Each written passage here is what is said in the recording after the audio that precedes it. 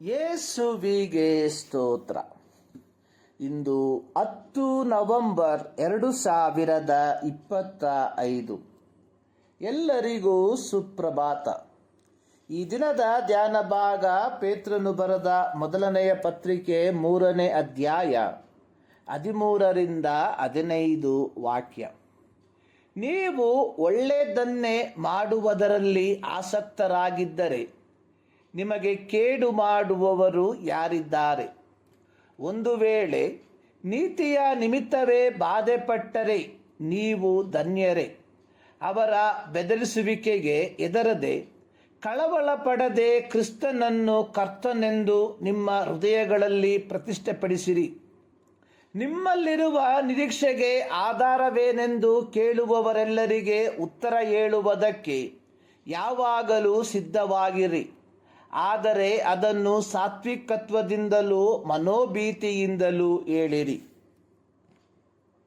ಫಿಲಿಪ್ಪಿ ಸಭೆಗೆ ಪತ್ರಿಕೆಯನ್ನು ಬರೆಯುವಾಗ ಪೌಲನು ಹೇಳಿರುವಂಥದ್ದು, ನೇಮ ನಿಷ್ಠೆಗಳನ್ನು ನೋಡಿದರೆ ನಾನು ಫರಿಸಾಯನು, ಮತಾಸಕ್ತಿಯನ್ನು ನೋಡಿದರೆ ನಾನು ಕ್ರೈಸ್ತ ಸಭೆಯ ಹಿಂಸಕನು, ಧರ್ಮಶಾಸ್ತ್ರದಲ್ಲಿ ಹೇಳಿರುವ ನೀತಿಯನ್ನು ನೋಡಿದರೆ ನಾನು ನಿರ್ದೋಷಿ. ಫಿಲಿಪ್ಪಿ ಪತ್ರಿಕೆ 3ನೇ ಅಧ್ಯಾಯ 6ನೇ ವಾಕ್ಯ. ಪ್ರತಿ ಯಹೂದ್ಯರು ಮತಾಸಕ್ತಿಯಲ್ಲಿ ರಾಜಿಯಾಗದ ವ್ಯಕ್ತಿಗಳಾಗಿದ್ದರು. ಅಪೊಸ್ತಲರ ಕೃತ್ಯ 22ನೇ ಅಧ್ಯಾಯದ 3ನೇ ವಾಕ್ಯದಲ್ಲಿ ಪೌಲನು ಹೇಳಿರುವಂಥದ್ದು, ನೀವೆಲ್ಲರೂ ದೇವರ ವಿಷಯದಲ್ಲಿ ಅಭಿಮಾನಿಗಳಾಗಿರುವಂತೆಯೇ ನಾನು ಅಭಿಮಾನಿಯಾಗಿದ್ದೇನು.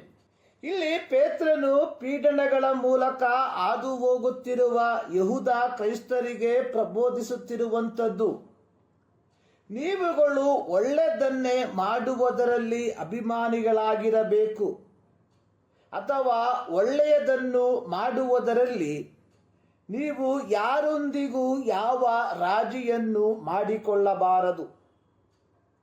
ಪೇತ್ರನು ಆದಿಮ ಸಭೆಯ ಪೀಡನೆಗಳನ್ನು ಅನುಭವಿಸುತ್ತಿರುವ ದೇವಜನರಿಗೆ ಹೇಳುವಂಥದ್ದು, ನೀವು ನೀತಿಯ ನಿಮಿತ್ತ ಬಾಧೆ ಪಡುತ್ತಿರಲಾಗಿ ನೀವು ಮನಗುಂದಬೇಡಿರಿ, ನಿಮಗೆ ಪ್ರತಿಫಲ ಉಂಟು.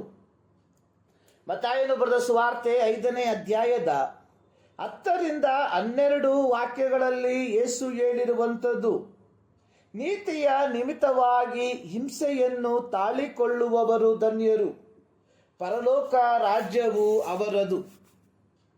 ನನ್ನ ನಿಮಿತ್ತವಾಗಿ ಜನರು ನಿಮ್ಮನ್ನು ನಿಂದಿಸಿ ಹಿಂಸೆಪಡಿಸಿ ನಿಮ್ಮ ಮೇಲೆ ಕೆಟ್ಟ ಕೆಟ್ಟ ಮಾತುಗಳನ್ನು ಸುಳ್ಳಾಗಿ ಹೋರಿಸಿದರೆ ನೀವು ಧನ್ಯರು. ಸಂತೋಷ ಪಡಿರಿ, ಉಲ್ಲಾಸ ಪಡಿರಿ, ಪರಲೋಕದಲ್ಲಿ ನಿಮಗೆ ಬಹಳ ಫಲ ಸಿಕ್ಕುವುದು. ಪೇತ್ರನು ಆದಿಮ ಸಭೆಯ ಕ್ರೈಸ್ತರು ಅನುಭವಿಸುತ್ತಿರುವ ಪೀಡನೆಯ ವಾಸ್ತವತೆಯನ್ನು ತಳ್ಳಿಹಾಕದೆ, ಪೇತ್ರನು ನಿತ್ಯ ಸಂರಕ್ಷಣೆಯ ದೈವಿಕತೆಯ ಬೆಳಕಿನಲ್ಲಿ ನಿಂತು ಅವರು ಪ್ರಸ್ತುತ ಅನುಭವಿಸುತ್ತಿರುವ ಪೀಡನೆಯನ್ನು ವ್ಯಾಖ್ಯಾನಿಸುತ್ತಿರುವಂಥದ್ದು. ಈ ಪೀಡನೆಯು ನಂಬಿಕೆಯಲ್ಲಿ ದೃಢವಾಗಿ ನಿಂತಿರುವ ದೇವಜನರನ್ನು ಅವರ ನಂಬಿಕೆಯಿಂದ ಎಂದಿಗೂ ಹಿಂಜರಿಸಲು ಅಸಾಧ್ಯವಾಗಿದೆ.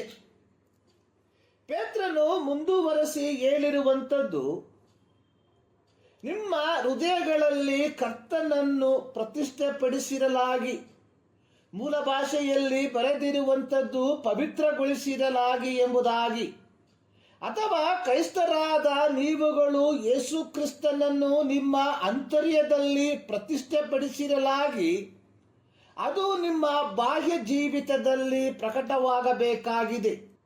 ದೇವರ ಮಗನು ಅಥವಾ ಮಗಳು ತನ್ನ ಸಾಕ್ಷ್ಯವನ್ನು ಗರ್ವದಿಂದ ಅಥವಾ ದುರಹಂಕಾರದಿಂದ ಹೇಳಬಾರದು. ಬದಲಿಗೆ ಸೌಮ್ಯತೆಯಿಂದ, ಗೌರವದಿಂದ ಹೇಳುವವರಾಗಿರಬೇಕು. ನಂಬಿಕೆಯ ಕುರಿತಾಗಿ ಪ್ರಶ್ನಿಸುವಂಥವರಿಗೆ ಹೇಗೆ ಉತ್ತರಿಸಬೇಕೆಂಬುದು ಪೇತ್ರನಿಗೆ ಚೆನ್ನಾಗಿ ತಿಳಿದಿತ್ತು. ಯಹೂದ್ಯರ ಅಧಿಕಾರಿಗಳು ಪೇತ್ರ ಯೋಹಾನರನ್ನು ಹಿಡಿಸಿ ಅವರಿಗೆ ನೀವು ಯೇಸುವಿನ ಹೆಸರನ್ನು ಎತ್ತಿ ಹೇಗೋ ಮಾತಾಡಬಾರದು, ಉಪದೇಶ ಮಾಡಲು ಬಾರದು ಎಂದು ಅವರಿಗೆ ಖಂಡಿತವಾಗಿ ಅಪ್ಪಣೆ ಕೊಡಲಾಗಿ, ಪೇತ್ರ ಯೋಹಾನರು ಅವರಿಗೆ, ದೇವರ ಮಾತನ್ನು ಕೇಳುವುದಕ್ಕಿಂತ ನಿಮ್ಮ ಮಾತನ್ನು ಕೇಳುವುದು ದೇವರ ಮುಂದೆ ನ್ಯಾಯವೋ ಏನೋ ನೀವೇ ತೀರ್ಪು ಮಾಡಿಕೊಳ್ಳಿರಿ. ನಾವಂತೂ ಕಂಡು ಕೇಳಿದ್ದನ್ನು ಹೇಳದೆ ಇರಲಾರೆವು. ಅಪೊಸ್ತಲರ ಕೃತ್ಯ 4ನೇ ಅಧ್ಯಾಯದ 18ರಿಂದ 20 ವಾಕ್ಯ. ಅಪೊಸ್ತಲರ ಕೃತ್ಯ 5ನೇ ಅಧ್ಯಾಯದ 28ರಿಂದ 30 ವಾಕ್ಯಗಳಲ್ಲಿ ಇದಕ್ಕೆ ಸಮಾನಾಂತರವಾದ ಮತ್ತೊಂದು ಘಟನೆ ನಡೆದಿರುವಂಥದ್ದನ್ನು ನಾವು ನೋಡುತ್ತೇವೆ. ಈ ಎರಡು ಸಂದರ್ಭಗಳಲ್ಲೂ ಪೇತ್ರ ಯೋಹಾನರು ಪವಿತ್ರಾತ್ಮನ ಸಹಾಯದಿಂದ ಯಹೂದ್ಯರ ಅಧಿಕಾರಿಗಳಿಗೆ ಉತ್ತರವನ್ನು ಹೇಳುವವರಾದರು. ಪ್ರೀತಿಯ ದೇವಜನರೇ, ನಮ್ಮ ಉತ್ತಮ ನಡವಳಿಕೆಯೇ ನಮ್ಮನ್ನು ಪೀಡಿಪಿಸುವವರಿಗೆ, ನಮ್ಮನ್ನು ಪ್ರಶ್ನಿಸುವಂಥವರಿಗೆ ನಾವು ಕೊಡಬಹುದಾದ ಉತ್ತಮವಾದ ಉತ್ತರ. ಈ ಮುಂಜಾನೆಯಲ್ಲಿ ಸರ್ವಶಕ್ತನಾದ ದೇವರು ಈ ಅಧ್ಯಯನದ ಮೂಲಕ ನಿಮ್ಮನ್ನು ಆಶೀರ್ವದಿಸಲಿ.